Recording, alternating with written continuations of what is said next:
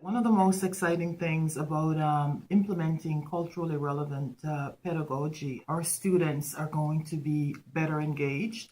All teachers in this building are going to have higher expectations for students. Culturally relevant pedagogy has given us the vocabulary and the ability to speak openly about the student. Part of being a culturally relevant teacher is really understanding where your students are coming from, what their perspectives are, what their experiences are, and then how you can take those experiences and what they understand the world to be, and then use that to enhance their education.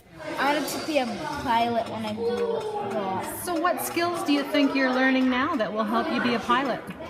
Well, like trying to control stuff. What we have done differently in terms of professional development is that we get to spread this message to all the teachers, to all of the schools, which is really great because our students, every student in the Halifax Regional School Board can be impacted from these messages.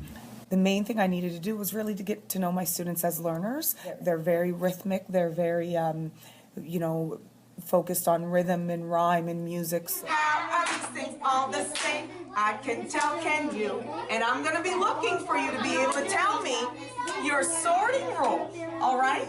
The Cheyenne.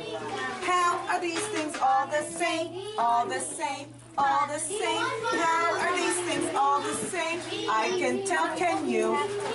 I'm excited to learn how I can change my curriculum to meet the needs of my students, as opposed to trying to change what my students are doing to meet the needs of my outcomes.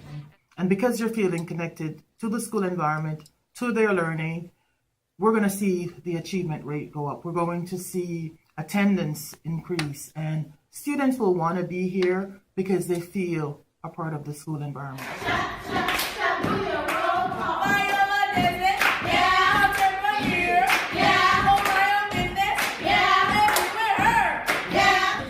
I feel like I'm really proud. Like, this is like where I came from. This is like what people like my ancestors did. Well, I think it's important to bring cultural pieces in because it makes you feel a stronger sense of self.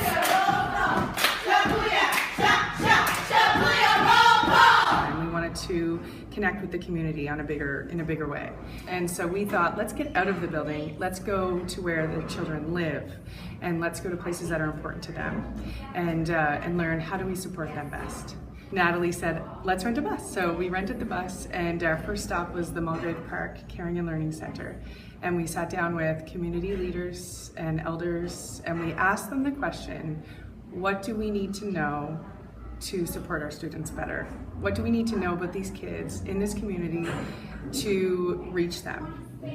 And they told us, we need to be sensitive to their unique learning styles. You know, one of the things that was really striking is when we talked to the ladies down at the Caring and Learning community was the use of our kids, our learners. But it was so great to know that there's that sense of support and care and commitment and community, that truly it is not one person's job, it's a community effort. And that the community is there. The community wants to support success.